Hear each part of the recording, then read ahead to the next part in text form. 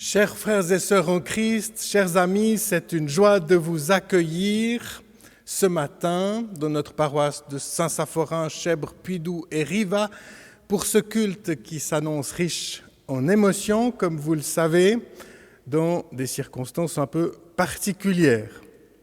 Salutations à toi Jean-Marc, à toi Benjamin, qui venez pour ce petit moment si particulier, demander un temps d'asile parmi nous pour que vous puissiez tranquillement nous dire encore une fois au revoir après votre expérience de dimanche passé, que l'esprit de Pentecôte souffle encore sur nous ce matin. Salutations d'où que vous veniez, merci de nous rendre visite. Salutations à ceux qui sont levés un poil trop tard et qui ont été relégués au centre paroissial. Je vous rejoindrai dans un instant pour vérifier que tout se passe bien. Vous voyez qu'on a ici une installation flambant neuve. Si vous voyez vite quelqu'un courir, c'est parce qu'on aura oublié de brancher un micro à un moment X, parce que voilà, on apprend un peu la gestion de cette installation. Pour l'heure, je vous invite à arriver ici, maintenant, nous prions. Seigneur, Saint-Esprit, sois au milieu de nous. Amen.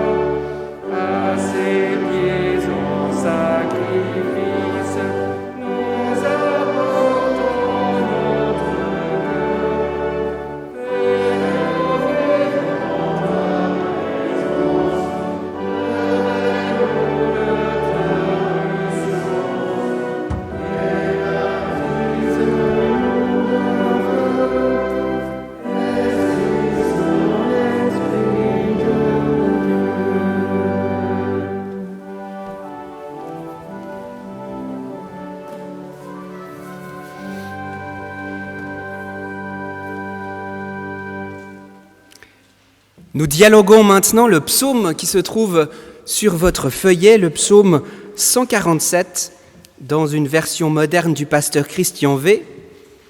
Je débuterai et vous répondrez avec ce qui est en retrait. Dieu soit loué, ça fait un bien fou de chanter pour lui. Il nous a fait tant de bien. Il ne cesse de nous donner des lieux où l'on peut tisser des liens avec lui, entre nous et lui. Il guérit les cœurs qui saignent. Il connaît chaque étoile par son nom. Il est grand, il est fort et pénétrant.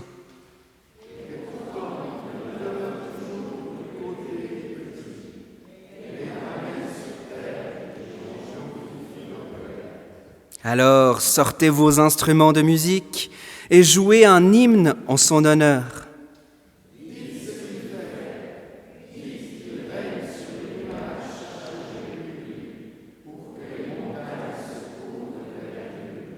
Dites encore qu'il fourrage le bétail, tout comme il prend soin des oisillons qui pépillent dans leur nid.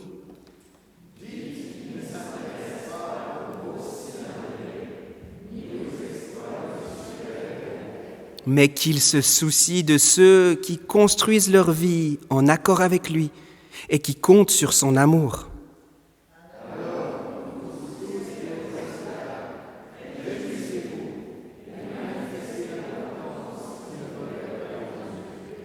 Car il vous donnera toujours plus d'assurance, à vous et à vos familles.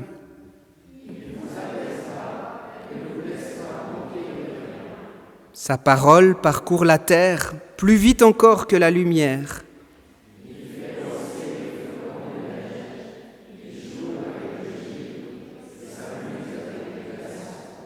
Mais ce qui est fou, c'est qu'il suffit d'une seule de ces paroles pour provoquer le dégel.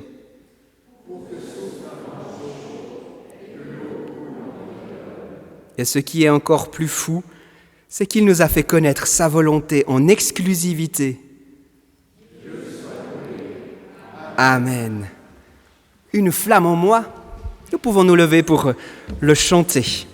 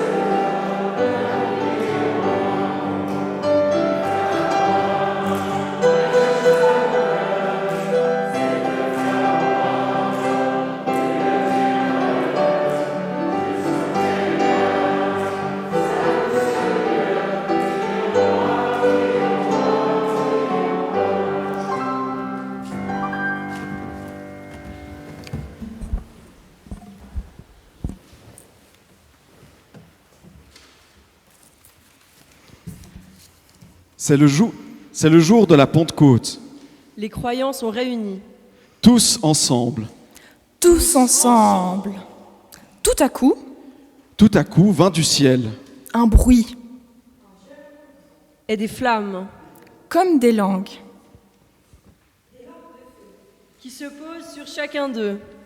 Tous se mettent à parler. Il parle. Ils parlent dans d'autres langues. D'autres langues? À Jérusalem, pour la fête de Pentecôte, Beaucoup de Juifs sont venus du monde entier.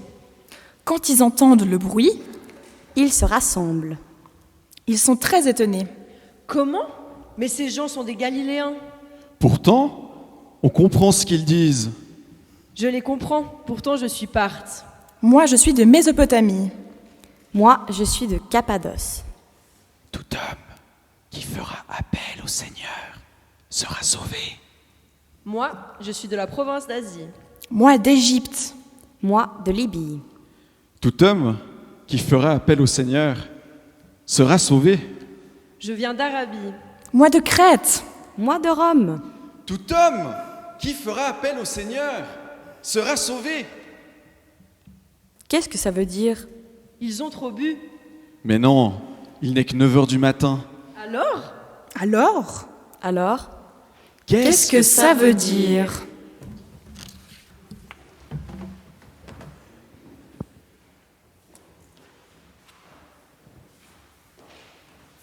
Qu'est-ce que ça veut dire?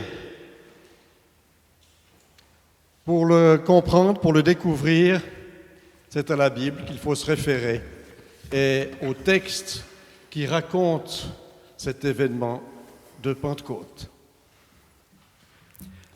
Je vous invite à la prière. Seigneur, nous te prions de renouveler nos vies, de les rendre claires et belles sous la lumière de ton évangile. Que ta parole nous atteigne au plus secret de nous-mêmes, que ton amour emporte nos volontés rebelles ou défaillantes. Que ta joie nous attende au lot des chemins semés d'obstacles et bordés de merveilles. Car tu es Dieu de vie et tu prends soin de tes enfants. Amen. Nous lisons dans les Actes au chapitre 2, les versets 1 à 8. Quand le jour de la Pentecôte arriva, les croyants étaient réunis tous ensemble au même endroit. Tout à coup, un bruit vint du ciel, comme si un vent violent se mettait à souffler, et il remplit toute la maison où ils étaient assis. Ils virent alors apparaître des langues pareilles à des flammes de feu. Elles se séparèrent et elles se posèrent une à une sur chacun d'eux. Ils furent tous remplis du Saint-Esprit et se mirent à parler en d'autres langues, selon ce que l'Esprit leur donnait d'exprimer. À Jérusalem vivaient des Juifs pieux venus de tous les pays du monde. Quand ce bruit se fit entendre, ils s'assemblèrent en foule. Ils étaient tous profondément surpris, car chacun d'eux entendait les croyants parler dans sa propre langue. Ils étaient remplis d'étonnement et d'admiration et disaient : « Ces gens qui parlent, ne sont-ils pas tous Galiléens ? Comment se fait-il alors que chacun de nous les entende parler dans sa langue maternelle ? »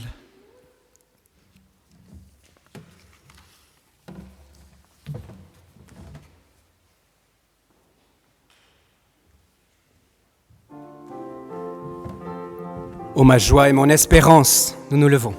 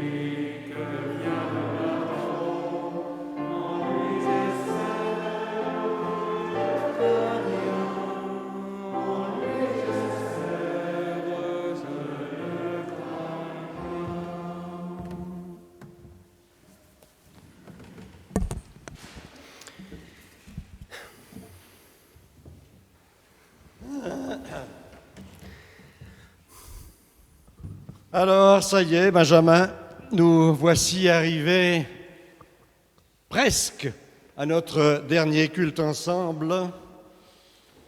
Oui, mais tu devrais m'appeler Pierre. Pierre?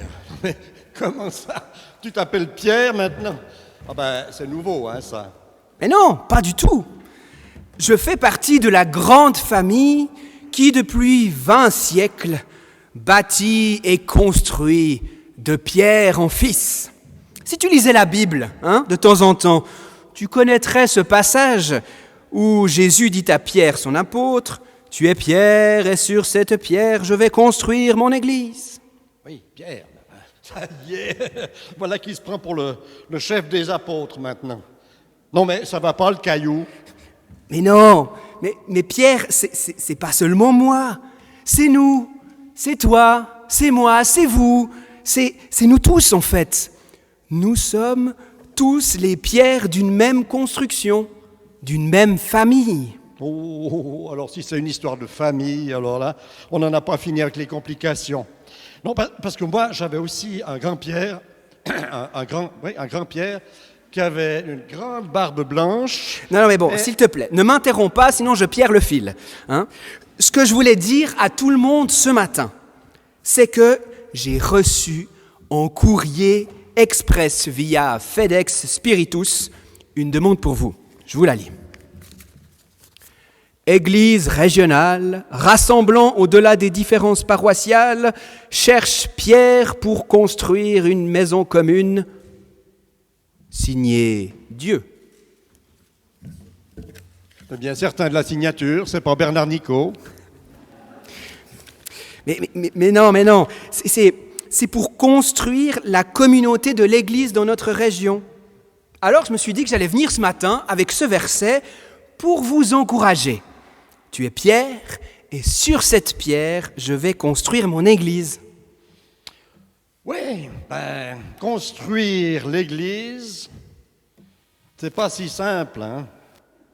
Je voudrais pas jeter le pavé dans la mare, mais il faut de bonnes pierres, solides, capables de s'ajuster les unes aux autres.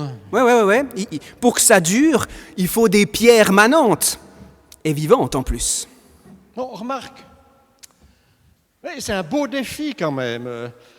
Construire une belle église pour notre région. Parce que la vaut bien. Enfin, où les trouver, ces bonnes pierres? Qui se sent être une pierre vivante, prête à participer à la construction de la grande maison de l'église? Ouais, c'est pas facile, hein. Parfois, j'entends autour de moi certaines remarques du style « Je suis croyant, mais pas pratiquant ». Oui, ou bien « C'est très bien tout ce que vous organisez à l'église, mais c'est pas pour moi. » Ou encore « J'ai foi en Dieu, mais pas en l'institution ». Quand c'est pas une phrase du genre « Moi, je crois en Dieu, mais j'ai pas besoin des autres pour ça. » Eh oui, je pense que vous aussi, vous en avez entendu des remarques du genre. Et pourtant, il y en a des personnes engagées dans l'éveil à la foi, dans le culte de l'enfance. Dans les camps de catéchisme, dans les visites à l'EMS, dans les fêtes et les repas. Oui, les fêtes et les repas, ça n'engage pas trop en ce moment. Bref, tout ça, ça me pose vraiment cette question. Au fond, c'est quoi l'Église ? Autrement dit, qui fait partie de l'Église ? C'est quoi ? C'est une confrérie ? Un club de supporters ? Oui, alors là, je vois du genre supporter du Lausanne Club, Lausanne Sport, s'il te plaît. Allez, Lausanne, allez, Lausanne. Oui, il ne manque plus que la casquette, l'écharpe, le t-shirt. Non, alors attention, si c'est pour faire un fan club du genre I love Jesus, c'est pas ma tasse de thé, ça. Ouais, bon, de toute façon, tu bois jamais du thé, Spot. Bon. Mais c'est vrai, est-ce que l'Église est réservée aux adultes, à un groupe de personnes âgées qui font le concours du culte le plus long et ennuyeux possible?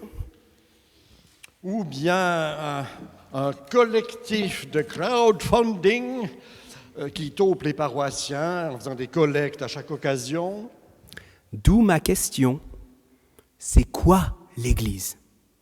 Écoutons ce que nous dit la Bible.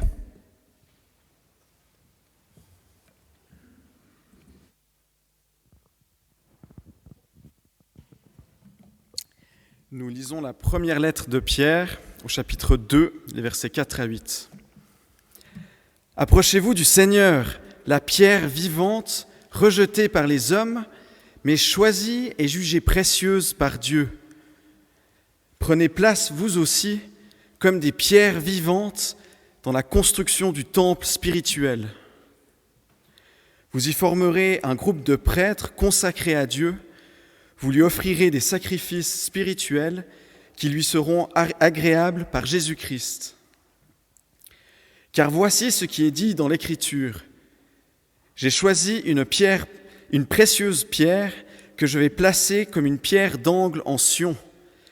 Et celui qui lui fait confiance ne sera jamais déçu. Cette pierre est d'une grande valeur pour vous, les croyants, mais pour les incroyants, la pierre que les bâtisseurs avaient rejetée est devenue la pierre principale. Et d'ailleurs, il est dit encore, c'est une pierre qui fait trébucher, un rocher qui fait tomber. Ces gens ont trébuché parce qu'ils ont refusé d'obéir à la parole de Dieu, et c'est à cela qu'il était destiné.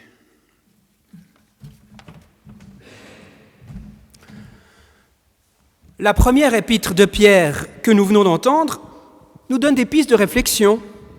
Pour être Église, elle demande de commencer par nous rapprocher du Christ.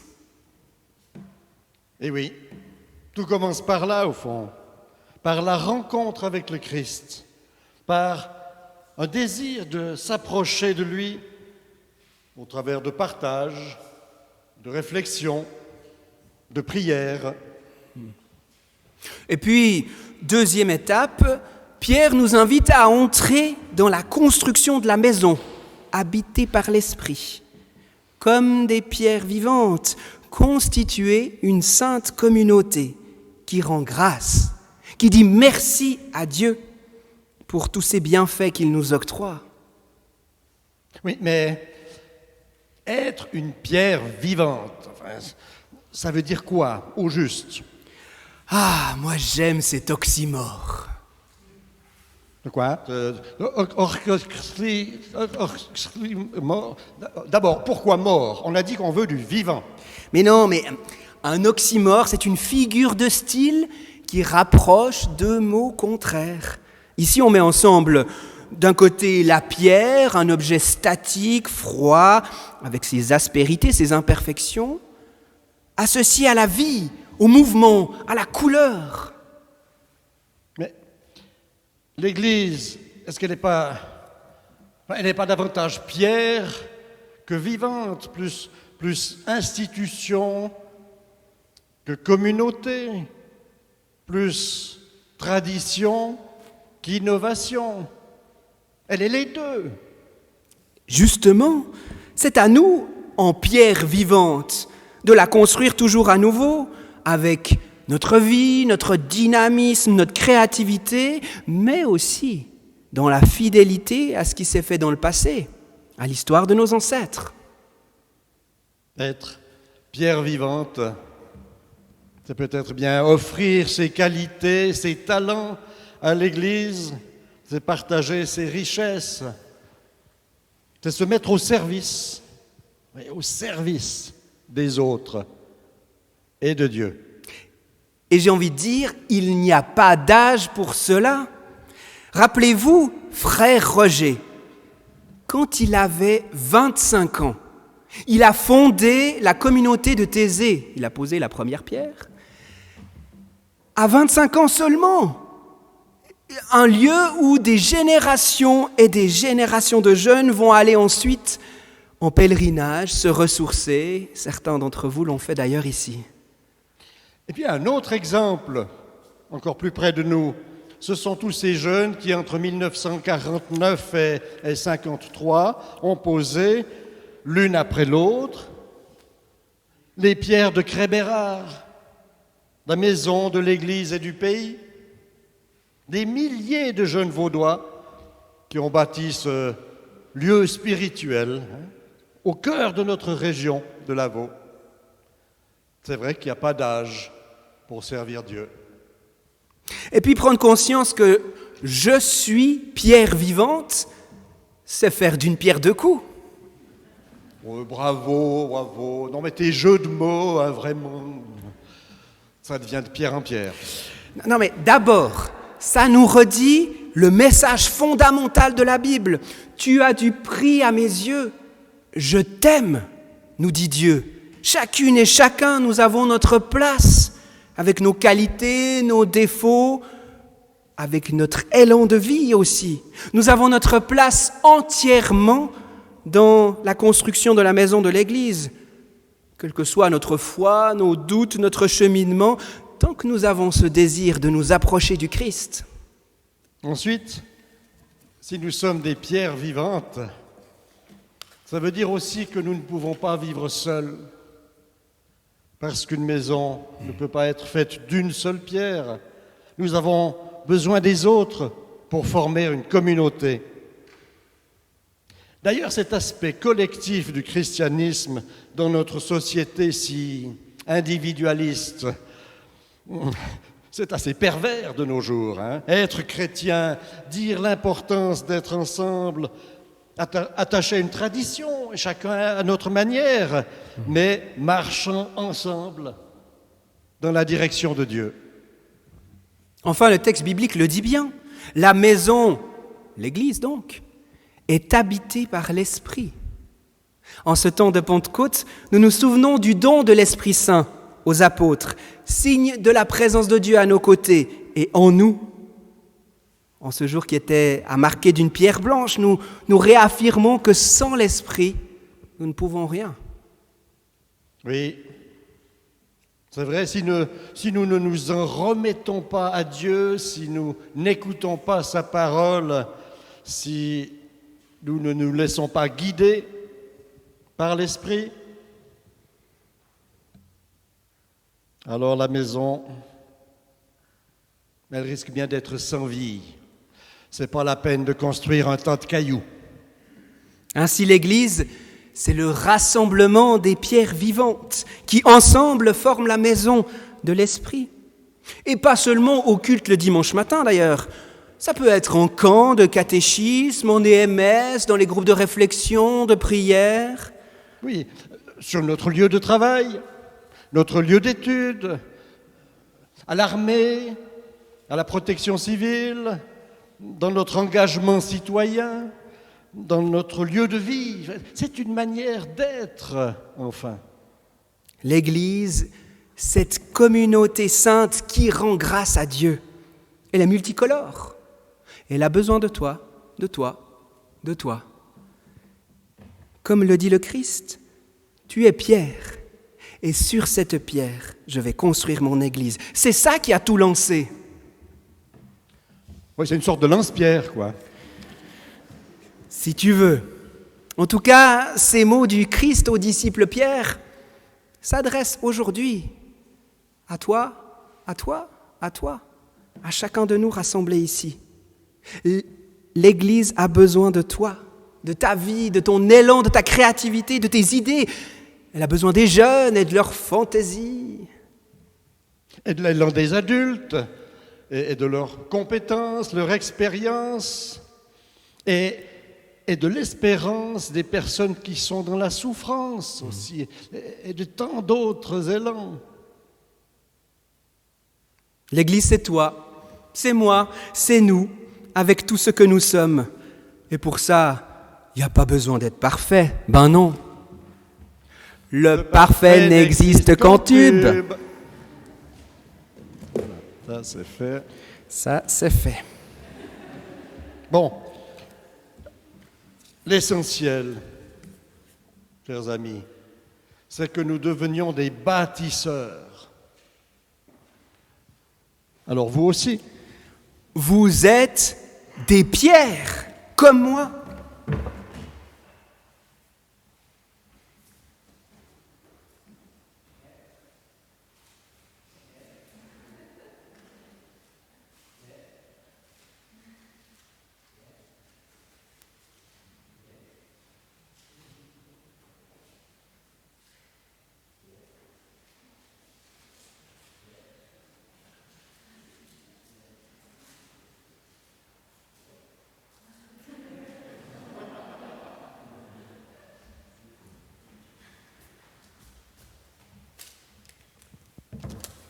Ben oui, vous êtes des pierres. Alors, osez prendre votre place. Apportez votre pierre à l'édifice. Amen. Amen.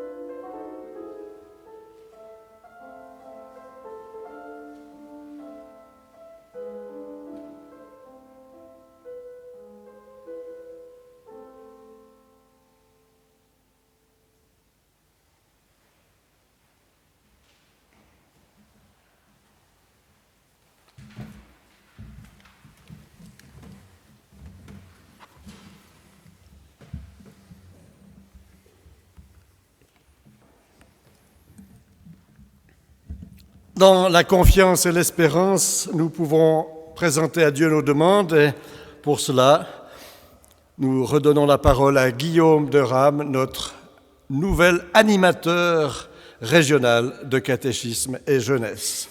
Nous prions. En ce temps de Pentecôte, nous te prions, Seigneur, pour la diffusion de l'Évangile, pour sa transmission au travers de nos vies.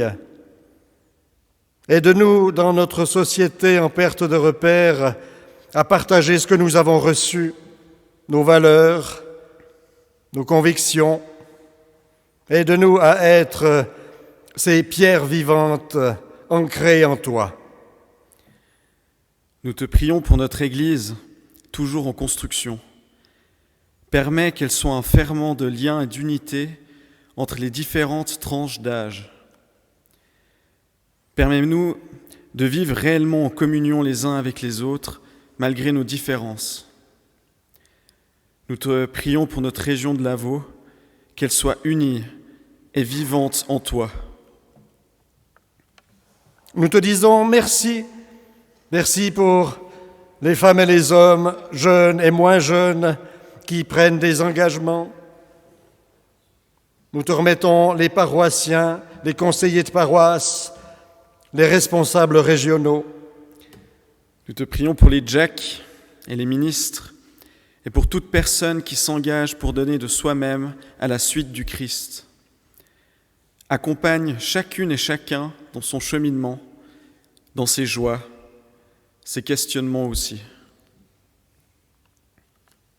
Nous te prions pour les chrétiens qui sont menacés dans certains pays à cause de leur foi en toi. Nous te prions pour toutes les victimes de la folie des hommes, les exilés, les victimes de guerre. Nous te prions enfin pour celles et ceux que nous connaissons et qui souffrent de maladies, de solitude, de pauvreté ou d'angoisse.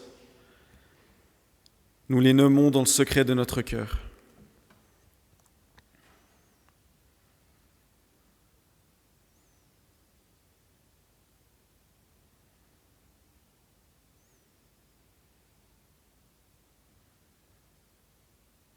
Entends, reçois nos prières, Seigneur.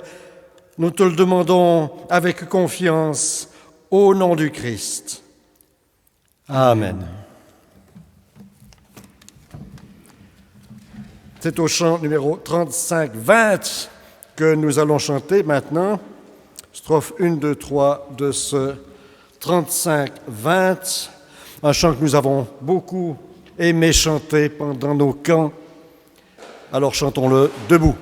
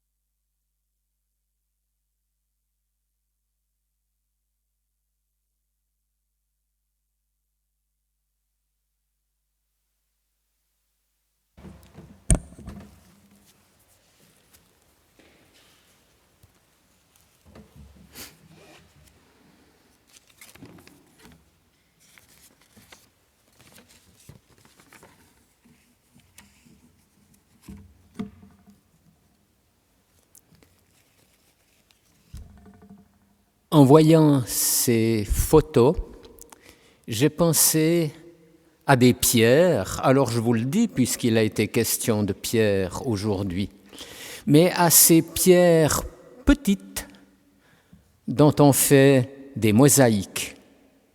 Quelle belle mosaïque!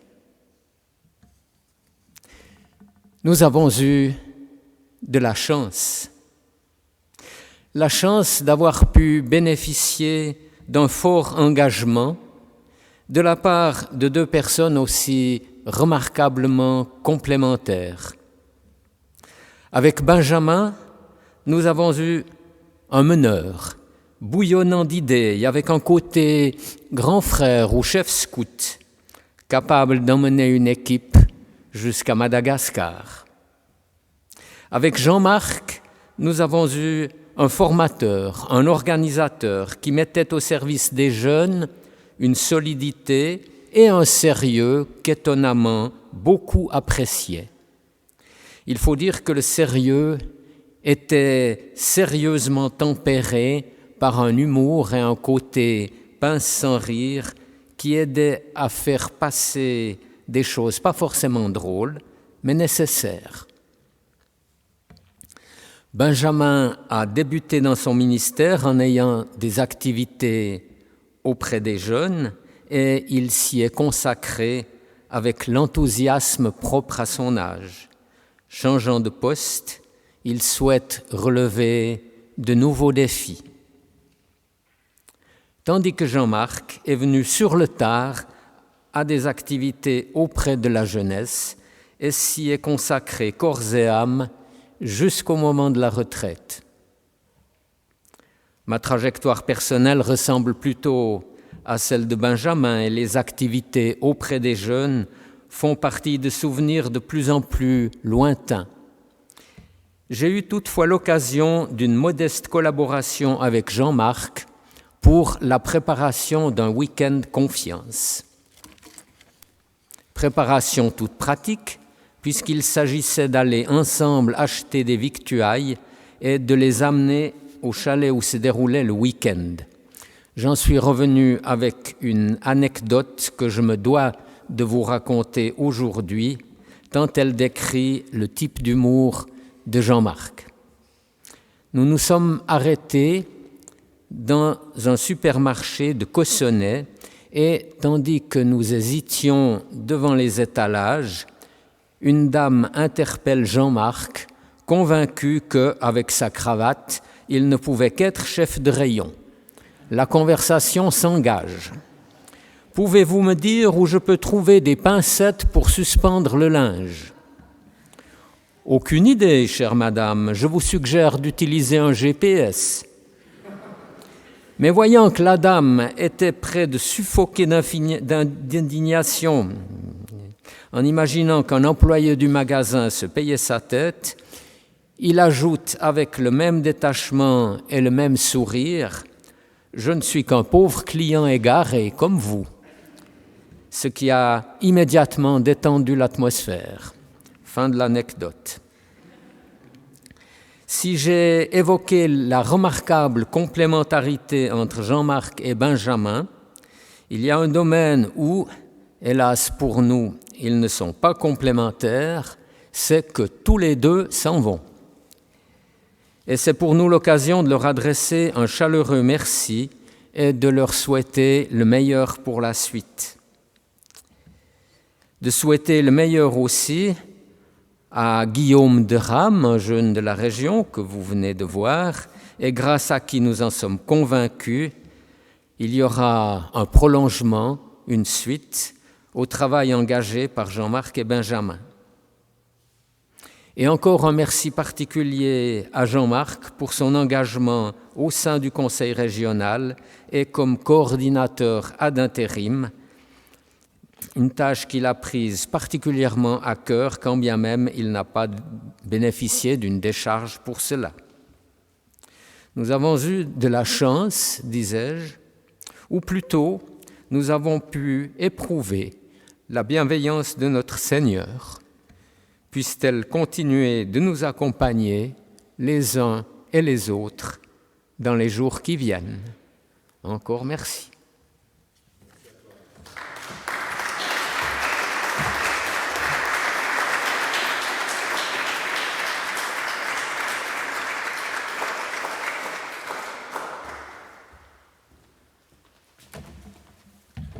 Voilà, au nom du conseil de paroisse de Saint-Saph, juste une annonce pour nous inviter à nous laisser porter par l'esprit de Pentecôte jusqu'à l'automne, ou voire même beaucoup plus tard, avec un parcours de 7 rencontres. Donc vous avez ces petits autour du Saint-Esprit, vous aurez des papillons à la sortie, donc c'est vraiment l'occasion d'interpeller un peu l'Esprit Saint, de voir à quel point l'Esprit peut nous porter, nous guider. On a une preuve avec Spot et Benjamin, et puis tout ce qu'ils ont fait auprès des jeunes. Donc, une rencontre de préparation, si vous avez envie de voir un petit peu ce qui se trame dans ces 7 rencontres, le mercredi 16 juin, au centre paroissial à 20h. Donc qu'on soit chrétien convaincu ou bien on recherche, tout le monde est le bienvenu. Et puis la paroisse a envie de marquer un peu le coup parce qu'on sait que vous aimez bien les bonnes choses.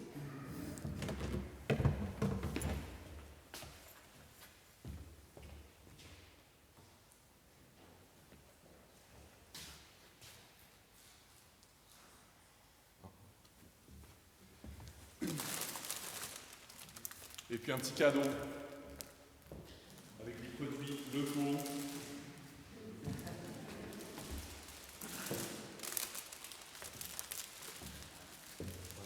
Et puis surtout, vous avez beaucoup semé, et puis on voit avec une église remplie avec plein de jeunes. Et puis, c'est l'occasion. Ça pousse.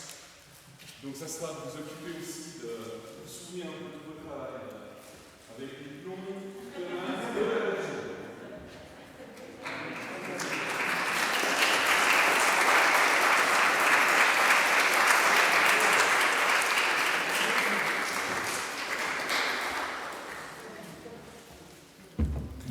Et puis, dernière chose, on vous recommande à la sortie dans les troncs la collecte qui sera pour moitié pour l'activité régionale des jeunes, de la jeunesse, et puis l'autre moitié, ce sera pour l'activité jeunesse aussi de notre paroisse. Et puis on a la chance d'avoir Sylvain Demierre qui a commencé son ministère ce mois-ci, donc c'est vraiment pour ça. Voilà.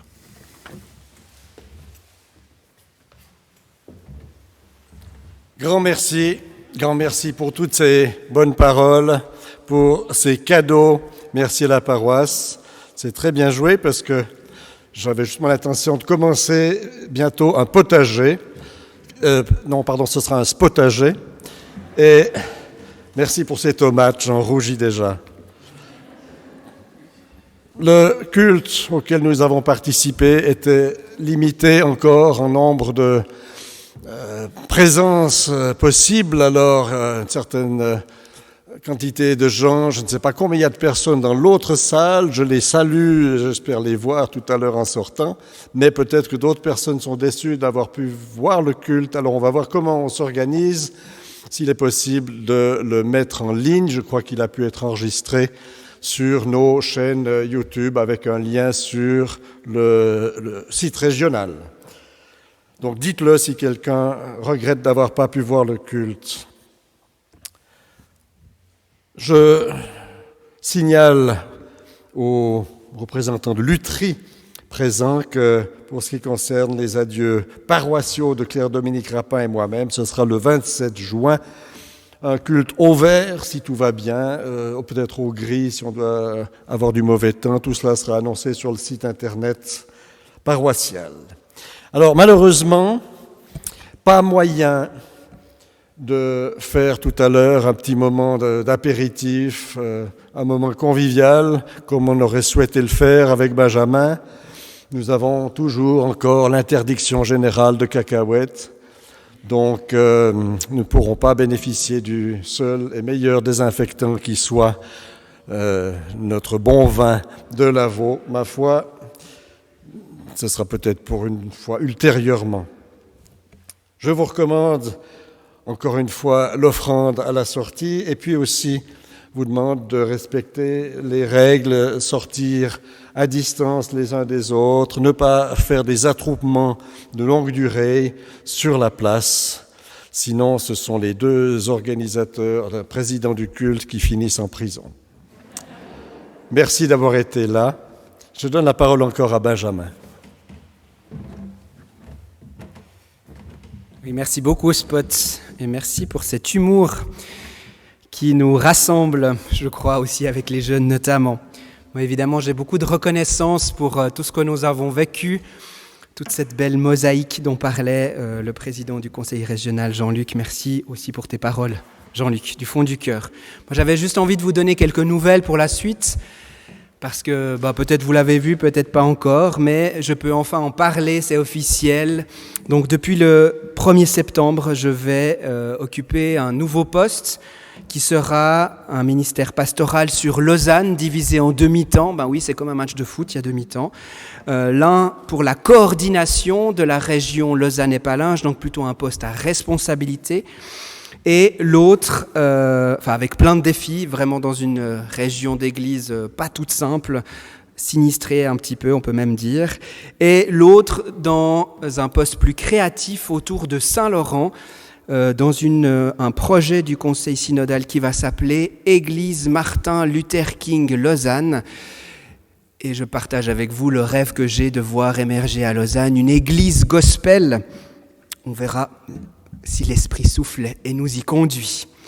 Et puis, quand on est venu me chercher, quand le conseil synodal est venu me chercher pour ce poste, j'ai dit oui, d'accord, vous êtes bien gentil, mais voilà, on va bientôt être 5 en famille, on va pas habiter dans un 3 pièces à Lausanne, donc est-ce que vous arrivez à me trouver un logement de fonction ?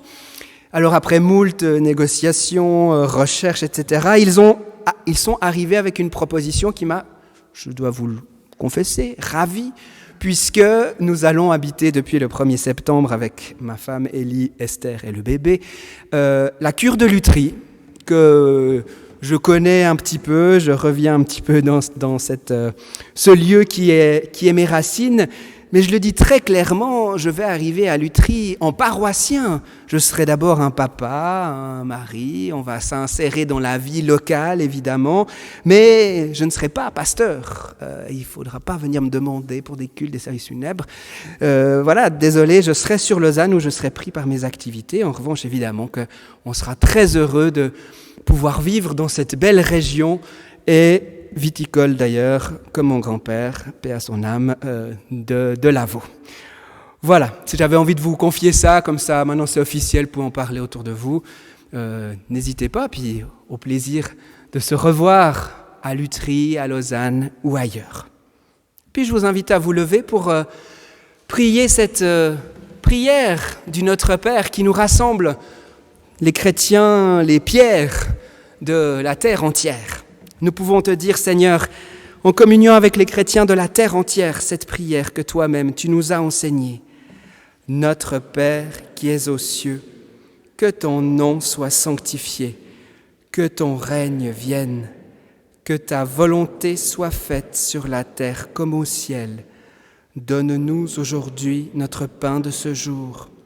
Pardonne-nous nos offenses, comme nous pardonnons aussi à ceux qui nous ont offensés. Et ne nous laisse pas entrer en tentation, mais délivre-nous du mal. Car c'est à toi qu'appartiennent le règne, la puissance et la gloire pour les siècles des siècles. Amen. Et surtout, comme nous en avons l'habitude dans tous les camps, quand c'était le cas aussi à Madagascar ou pour le PIG à Cortaillot, ne rentrez pas chez vous comme avant. Nous le chantons. Ceux qui connaissent les gestes, faites les gestes. Regardez Guillaume, regardez-moi, ou regardez Spot. Faites les gestes. On chante avec tout notre corps.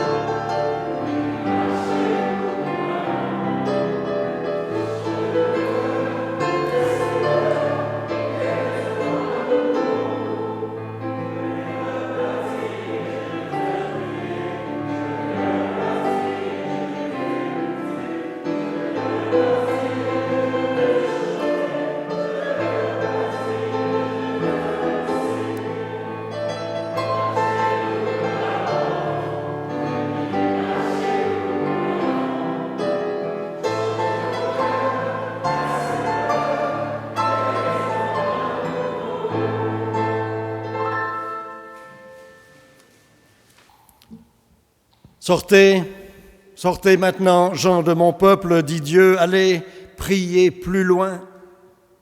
La tendresse sera votre cantique et la vie votre célébration. Allez, vous êtes la maison de Dieu. Les pierres vivantes, taillées à la dimension de son amour. On vous attend dehors, gens de mon peuple. Et je vous le dis, parole de Dieu, je suis avec vous.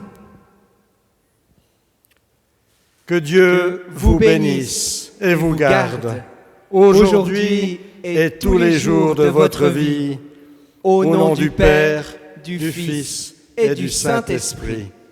Amen. Amen.